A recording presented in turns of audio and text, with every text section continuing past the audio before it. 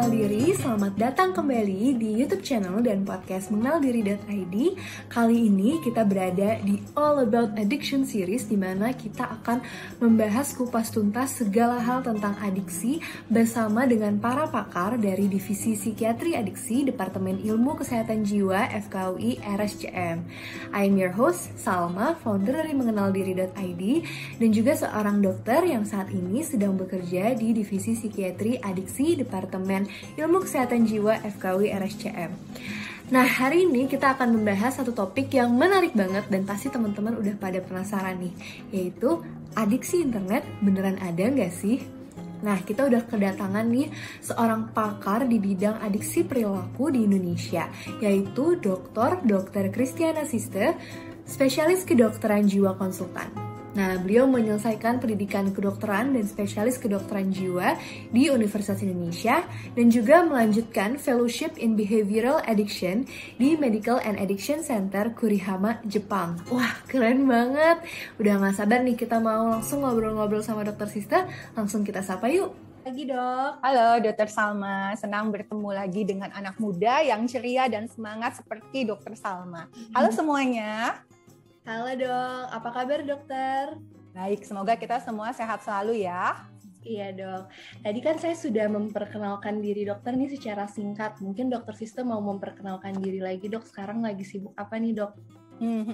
Ya, saya Christiana Sister, saya seringkali dipanggil dengan Sister. Dan Dr. Salma ini adalah anggota tim penelitian Divisi Psikiatri Adiksi gitu ya. Jadi divisi kami berisi anak-anak muda yang penuh semangat, yang penuh dengan ketertarikan pada psikiatri dan juga adiksi. Kesibukan saat ini kami sedang fokus mengembangkan adiksi perilaku. Tadi yang seperti Dr. Salma katakan, salah satunya adalah adiksi internet. Kalau kita bicara adiksi internet, maka banyak sekali konten yang ada di internet. Jadi kalau WHO memfokuskan pada gaming dan gambling, tapi tidak kemudian menutup kemungkinan ada shopping addiction, kemudian exercise addiction, pornografi gitu ya. Jadi semuanya akhirnya akan menjadi suatu masalah milenial gitu, Dr. Salma. Jadi kami sedang fokus melakukan penelitian dan juga membuat suatu sistem layanan nasional agar para remaja dan juga dewasa muda mendapatkan tata laksana secara dini sehingga generasi emas Indonesia bisa terbentuk secara sempurna. Seperti itu, Dr. Salma. Wah, keren banget nih dokter. Ini kan mungkin suatu masalah yang sebenarnya sangat prevalen di generasi milenial ya dok. Benar. Bisa memungkiri nih dok kalau internet itu benar-benar dibutuhkan saat ini, apalagi di masa COVID kan kita mungkin lebih susah untuk keluar rumah. Jadi apa-apa kita harus via internet ya dok. Dari mulai beli makan, terus mungkin kerja, atau bahkan ngobrol sama teman, misalnya acara ulang tahun, bukber gitu, sekarang juga banyak yang online. Nah, kira-kira gimana sih dok kita membedakan kapan kita itu menggunakan internet masih dalam batas wajar dan kapan kita sudah bisa dikatakan kecanduan internet, dok? Iya, jadi ini penting sekali ya, Dr. Salma. Kita tidak lagi melabel orang, kamu kecanduan internet, kamu adiksi internet, atau misalnya kamu itu kecanduan games gitu. Saya selalu menekankan bermain games itu sah saja, boleh saja. Saya juga bermain games kok gitu ya. Kemudian juga bermain internet, ya memang iya kita semuanya bahkan dengan PJJ seperti ini kan bisa sampai 8 sampai 10 jam gitu ya per hari. Dan itu adalah menjadi suatu hiburan kita juga di dunia internet. Sehingga kita harus tahu mana yang sudah patologik dan mana yang belum patologik. Jadi intinya bermain internet sah-sah saja, bermain game sah-sah saja. Nah, gimana sih cara membedakannya? Jadi di ICD-11 sudah sangat clear ya menurut saya, ini adalah suatu batasan yang sangat clear untuk kita semua. Yang pertama adalah kalau kita sudah kehilangan kontrol, loss of control. Apa artinya? Kalau kita bangun tidur langsung meraih handphone kita gitu ya. Kemudian abaikan sekelilingnya. Nah, itu adalah sudah loss of control. Atau kemudian frekuensinya semakin sering gitu, sampai kemudian misalnya kita mengabaikan aktivitas kita sehari-hari.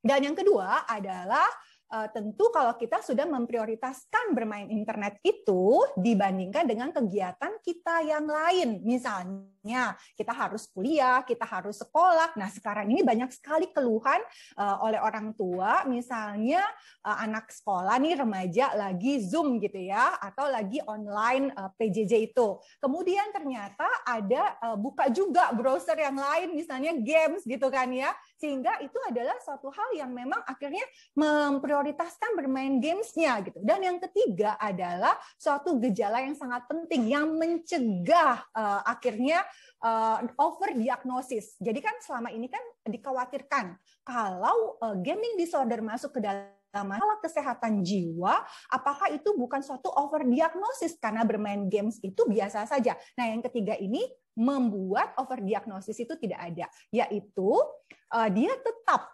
bermain internet ya, atau melakukan perilaku tersebut dengan menggunakan internet atau meningkatkan walaupun sudah ada dampak negatif. Nah, itu yang paling membedakan yang pathological gamers atau gamers gaming disorder dengan yang healthy gamers. Gitu Dokter Salma. Itu yang bisa kita jadikan patokan. Ternyata bukan cuman dari frekuensinya aja, misalnya berapa jam sehari gitu ya Dok, tapi ada beberapa kriteria lainnya. Dan mungkin tadi yang paling penting adalah dia sebenarnya udah tahu ya Dok kalau ada dampak negatif, tapi dia tetap melakukan misalnya gaming atau menggunakan internet secara berlebihan seperti benar, itu. Benar. Dokter Salma, kita tidak berpatokan pada durasi. Kenapa? Karena kami seringkali mendapatkan pasien yang sudah bermain gamesnya dari awal memang durasinya sudah banyak. Misalnya 8 jam sehari. Dan dia tidak bisa meningkatkan bermain gamesnya karena faktor misalnya orang tuanya mengontrol dia. Tapi ternyata ada faktor lain yang membuat kita berpikir dia adalah adiksi games, yaitu misalnya dia kemudian jadi berubah konsol. Konsolnya menjadi lebih canggih gitu ya. Misalnya dia sampai membeli secara diam-diam itu adalah laptop untuk gaming dengan menggunakan kartu kredit orang tuanya yang tidak diketahui gitu, atau misalnya sudah mulai tuh mejanya sudah di banyak meja gamers juga gitu. Jadi itu yang kemudian kita perhatikan, bukan selalu durasinya saja ya.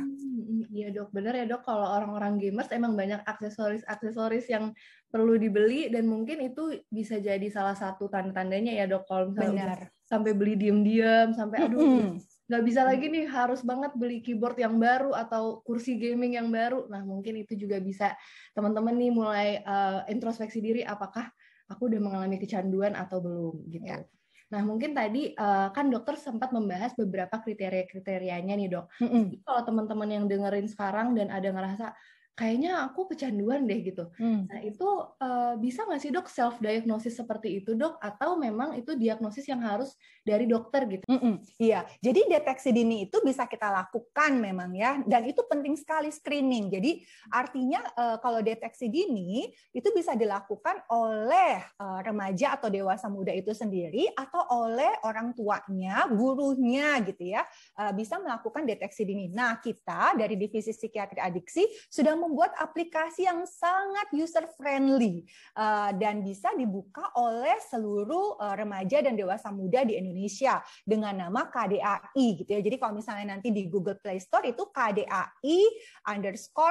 Nah itu udah langsung kebuka sehingga bisa mendeteksi dini apakah saya sudah kecanduan internet atau belum. Kalau angkanya sudah 108 atau lebih, maka sudah kecanduan. Nanti ada muncul, Anda sudah mengalami kecanduan. Apa yang harus dilakukan? Kalau belum kecanduan, di situ juga ada tips apa yang harus dilakukan oleh remaja atau dewasa muda tersebut dan juga orang tua atau gurunya. Gitu Dokter Salma. Ini teman-teman boleh sekarang langsung buka HP-nya, langsung di-download ya KDAI score-nya.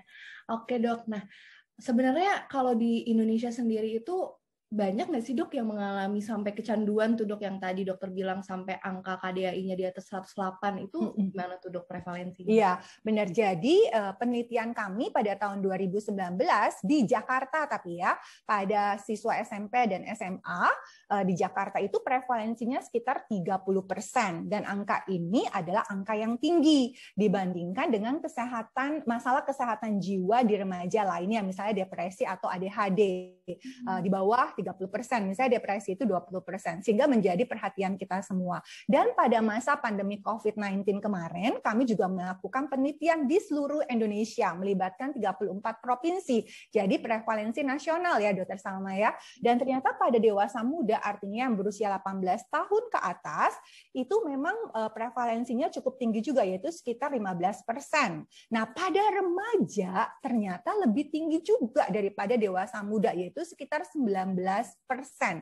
Angka ini adalah angka nasional, sehingga kita tidak bisa menutup mata bahwa masalah adiksi atau kecanduan internet sudah menjadi masalah nasional bagi remaja dan dewasa muda. Dan ini mesti kita garis bawahi ya, karena ini adalah masalah kesehatan remaja. Dan remaja adalah masa kritis suatu perkembangan baik psikologis dan fisik seseorang. Kita tidak bisa bayangkan kalau kerusakan otak terjadi pada masa remaja, maka apakah dia bisa berfungsi optimal pada dia masa dewasa. Gitu, Dr. Salma. Wah, Dok, 19% itu banyak banget ya, Dok? Tinggi. 1 dari 5 ya, Dok? Jadi kalau ada kita di ruangan bersama 5 orang, minimal 1 orang ada yang mengalami canduan internet tuh. Itu banyak banget ya, Dok. Kalau tadi dokter bilang itu bisa menyebabkan gangguan pada otak gitu, Dok. Itu gangguan seperti apa sih, Dok, yang terlihat pada remaja yang sudah mengalami adiksi internet, Dok? Iya, jadi ini penelitian pada remaja Indonesia ya, Dr. Salma. Jadi kita tidak lagi menggunakan data luar negeri nih, karena sudah ada penelitian pada remaja Indonesia yang kami lakukan menggunakan pencitraan atau imaging pada otak. Kita namanya adalah functional magnetic resonance imaging. Jadi dilihat tuh konektivitas pada otak remaja tersebut seperti apa. Dan ternyata kita bagi 2 ya, kelompok remaja yang adiksi internet dan remaja yang tidak adiksi internet. Ada perubahan secara bermakna pada mereka yang mengalami adiksi internet pada regio tertentu. Yaitu, ini penting nih ya, 1 regio namanya adalah Central Executive Network dan juga Default Mode Network. Nah, apa sih gunanya gitu ya? Ternyata kedua regio ini berguna untuk kita bisa memusatkan perhatian. Kita bisa mengambil keputusan secara benar dan kita bisa mengontrol perilaku impulsif kita gitu ya. Jadi ada 1 regio yang rusak tuh yang terkait dengan fungsi-fungsi itu. Dan regio kedua adalah berguna untuk bisa refleksi diri. Oh, mama aku mukanya udah marah nih kayaknya. Aku mesti berhenti nih main gamesnya. Oh, aku ada ujian nih besok, ada PR setumpuk, assignment, sehingga aku harus berhenti sekarang. Nah, itu adalah refleksi diri. Nah, kita bayangkan kalau remaja ini mengalami kerusakan, maka dia tidak lagi bisa mengambil keputusan secara tepat.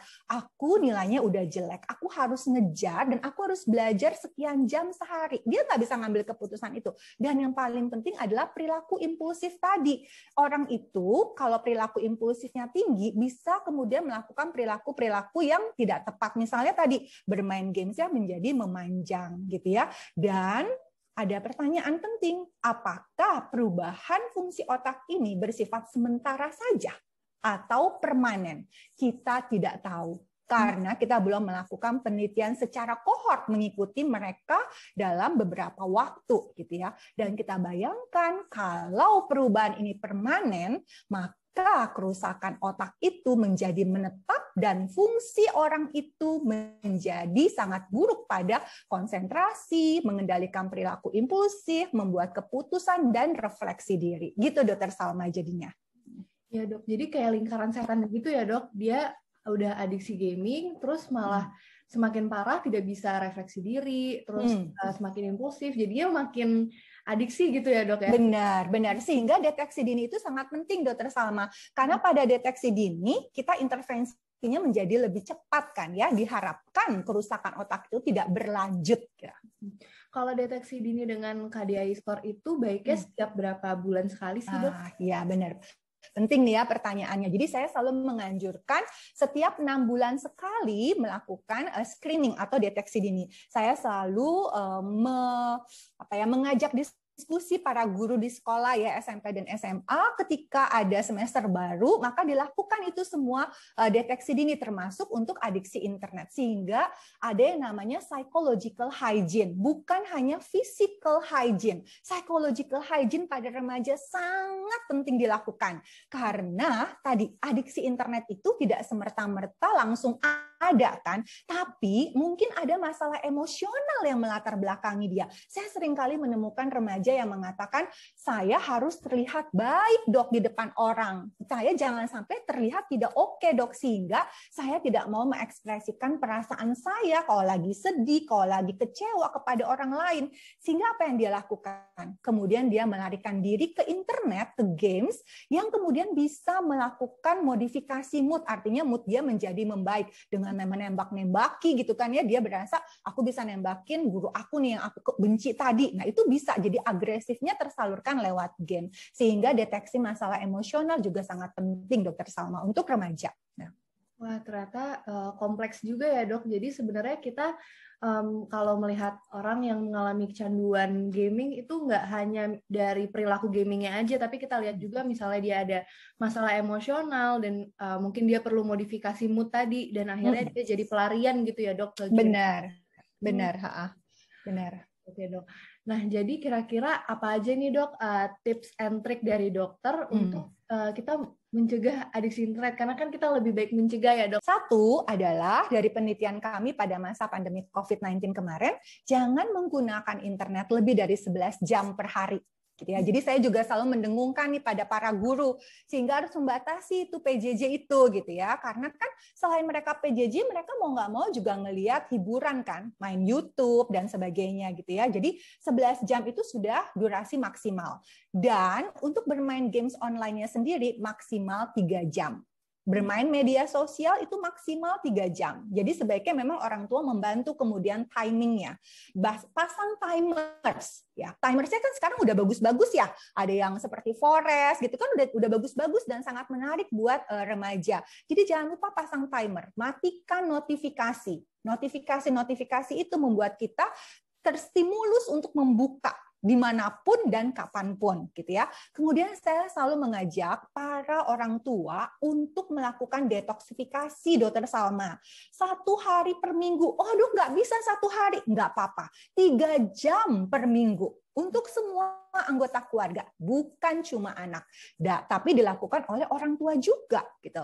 Kemudian yang lain adalah, saya selalu mengatakan pada orang tua, jangan jadikan gadget as a babysitter.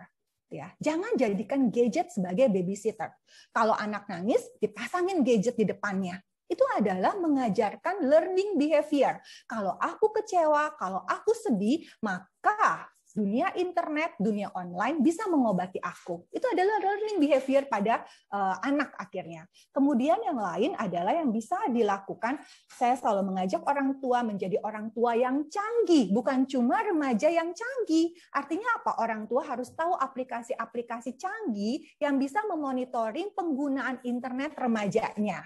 Gitu ya. Misalnya main IG-nya udah 2 jam nih, sedangkan harus buka YouTube lainnya dan sebagainya. Bisa kemudian diblok. Pada masa PJJ bisa juga diblok gitu ya. Jadi orang tua juga harus canggih dan lakukan deteksi dini secara rutin. Dan kalau sudah kecanduan, cari pertolongan profesional karena orang tua tidak bisa menghandle-nya sendiri. Dan remaja itu membutuhkan pertolongan secara dini. Demikian Dokter Salma. Banyak banget ya tipsnya teman-teman, tadi dari mulai durasi ya kan, terus kalau misalnya yang entertainment maksimal 3 jam, berarti kalau drakor minimal maksimal 2 jam ya dok. Iya. Nah itu cobaan juga ya.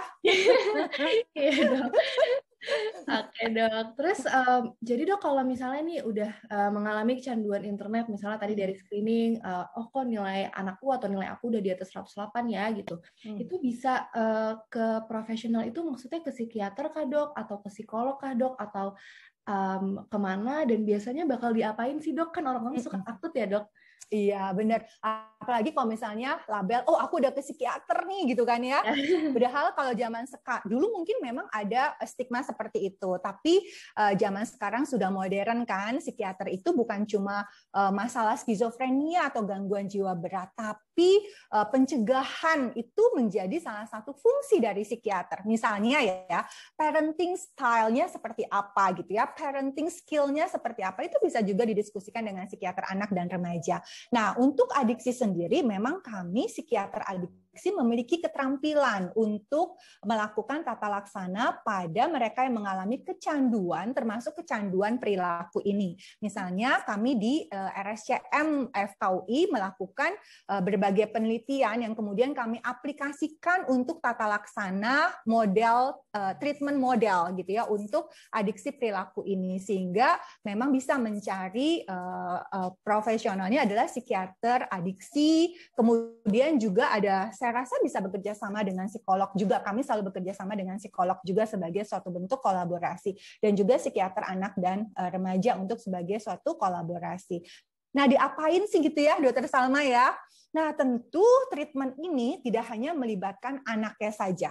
Jadi pada satu kali treatment, saya dan Dokter Angelin Hanafi itu bisa melakukan 1-2 jam sendiri gitu. Karena kita tidak hanya mengolah pada anaknya saja, tapi orang tuanya juga, siblingnya juga gitu ya. Jadi bisa kita lakukan sebagai bentuk suatu terapi keluarga.